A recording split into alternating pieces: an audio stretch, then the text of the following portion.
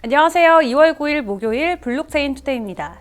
오늘 우리 시장에 전해진 주요 이슈들 함께 확인해 보겠습니다. 먼저 글로벌 주요 이슈부터 확인해 보시죠. 밈코인 프로젝트 플로키가 중국 시장에 진출할 전망입니다. 플로키는 밈코인 이미지를 탈피하고 보다 많은 사용자를 유입시키기 위해 중국 시장을 노리고 있다고 밝혔는데요. 이를 위해 플로키의 테스트넷 메타버스 게임인 발할라의 중국어 버전을 수개월 내 출시할 계획입니다. 이와 관련해서 플로키 개발자들은 발할라 중국어 버전 출시와 함께 중국 소셜미디어 플랫폼 비톡 사용자들을 대상으로 3개월간 플로키 토큰 에어드랍 캠페인을 진행할 예정이라고 전했는데요. 발할라 중국어 버전은 번자체와 간자체 모두를 지원한다고 합니다.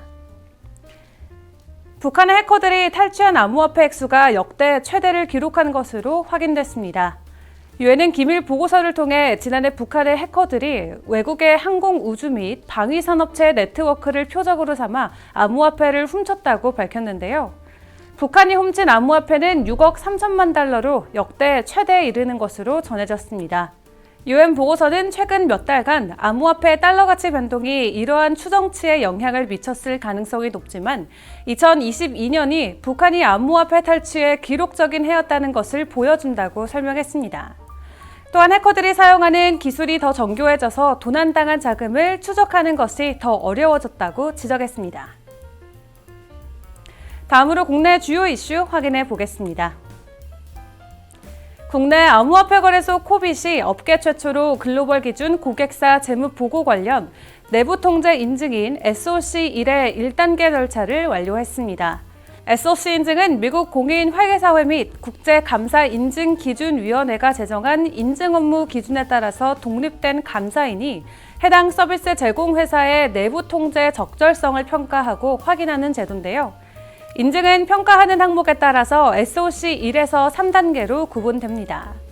또 코빗은 고객사 재무보고 관련인 SOC 1의 1단계 절차를 완료했는데요. 더불어 올해 SOC 1의 2단계 과업을 수행해서 내년 1월 중 SOC 1타입의 2인증을 받을 계획이라고 합니다. 1월 국내 암호화폐 거래량이 전월 대비 크게 늘어났습니다. 1월 국내 암호화폐 거래량은 약 101.8조 원으로 전월 대비 57.1% 상승했는데요. 일별 평균 거래량은 3조 2,870억으로 12월 1일 1조 1억 달러에서 19.5% 상승한 것으로 확인됐습니다. 거래소별 거래량은 업비트가 87조 3,697억 원을 기록했으며 거래량 비중 역시 85.8%로 국내 1위 자리를 굳건히 지켰습니다. 이어 빗썸이 11조 9,018억 원, 코인원이 2조 3,150억 원, 코빗이 2,212억 원으로 뒤를 이었는데요. 국내 거래소 수수료 수입 총액은 약 563억 원으로 전월 대비 53.6% 증가한 것으로 확인됐습니다. 이어 규제 관련 소식들도 짚어보겠습니다. 미국 민주당 의원들이 에너지국 및 환경보호국의 암호화폐 채굴업체 에너지 사용량 및 온실가스 배출량 공개를 의무화하는 규정을 마련할 것을 요구했습니다. 민주당 의원들은 에너지국 및 환경보호국에 보낸 서한에서 당국이 가진 채굴업체 에너지 사용량과 온실가스 배출량 공개를 의무화하도록 강제하는 권한에 의거해서 이러한 조치를 서둘러 마련해야 한다고 촉구했는데요. 이번 서한은 지난해 7월 엘리자베스 워렌 등 미국 상원 의원 6명이 환경보호국에 보낸 암호화폐 채굴 단속 촉구 서한에 이은 후속 서한으로 전해졌습니다. 카심 조마트 토카예프 카자흐스탄 대통령이 현지 암호화폐 채굴 사업자들의 에너지 사용량을 제한하는 법안에 서명했습니다. 법안은 잉여 전력이 있을 때만 국가 전력망의 전력을 사용할 수 있도록 제한하며 잉여 전력은 입찰이 가능한 라이선스 사업자들에 한해 분배되는데요. 재생에너지 또 수입전기 또는 자체 발전 전력을 사용하는 채굴 사업자는 이 같은 제한에서 면제됩니다. 법안이 발효되면 채굴 사업자들은 라이선스를 취득해야 하는데 채굴한 암호화폐는 현지 경제특구인 아스타나 국제금융센터에 등록된 암호화폐 거래소에서만 거래해야 되고 2024년까지 50%를, 2025년까지는 75%를 판매해야 합니다. 안녕하세요. SNS 핫이슈의 김예림입니다. 오늘 SNS에서는 어떤 이슈들이 주목받고 있는지 살펴보겠습니다. 미국 블록체인협회 정보관계 디렉터 론 해먼드가 This year, the task force has been upgraded to subcommittee라고 트위터에 글을 올렸는데요. 올해 암호화폐 태스크포스가 소위원회로 격상했다며 이에 따른 변화를 주목해야 한다고 언급했습니다. 우리가 주로 TF라 부르는 태스크포스는 다양한 암호화폐 주제에 대해 공청회를 열 수 있지만 법안을 통과시킬 수는 없습니다. 하지만 소위원회는 공청회를 주최하고 입법 절차를 진행할 수 있는데요. 또한 Crypto continues to be a priority this year이라며 암호화폐 시장이 점차 우선시되고 있음을 알리고 암호화폐의 커지는 존재감에 대해 이야기했습니다.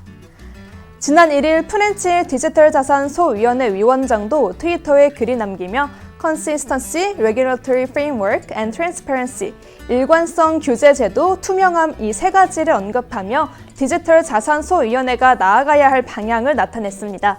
디지털 자산소위원회가 하원금융서비스위원회 산하로서 본격적으로 발족하면서 암호화폐 시장을 안정화시키고 또 규제를 통한 효과가 어떻게 나타날지 지켜봐야겠습니다. 다음으로 CNBC 크립토 트레이더쇼 호스트 렌 노이너의 트위터 글입니다. 노이너는 자신의 트위터를 통해 지난해 12월부터 암호화폐 시장에 5가지 주요 내러티브가 존재한다며 그 5가지가 무엇인지 나타냈는데요. AI, 탈중앙화 트레이딩, 리퀴드 스테이킹, 게임, 그리고 마지막으로 코리안 코인, 한국 코인을 그 5가지로 언급했습니다. 한국 코인을 주요 내러티브로 꼽은 이유는 높은 FDV와 낮은 서큘레이션이었습니다. FDV는 완전 희석 가치라는 뜻으로 풀이되며 토큰의 최대 발행량에 토큰 가격을 곱한 수치입니다. 서큘레이션은 유통량을 뜻하는데요. 즉 높은 완전 희석 가치와 낮은 유통량으로 한국 코인이 암호화폐 업계에서 주요 내러티브로 자리 잡을 수 있다는 얘기입니다. 유망한 투자 품목들과 함께 어깨를 나란히 하고 있는 한국의 코인들 앞으로 기대해 보겠습니다. 지금까지 SNS 핫이슈의 김예림이었습니다. 오늘 시장에 전해진 주요 소식들 함께 확인해 봤습니다. 코인 개별 이슈와 차트 분석은 정오에 방영되는 블록체인 투데이 플러스에서 함께 하겠습니다.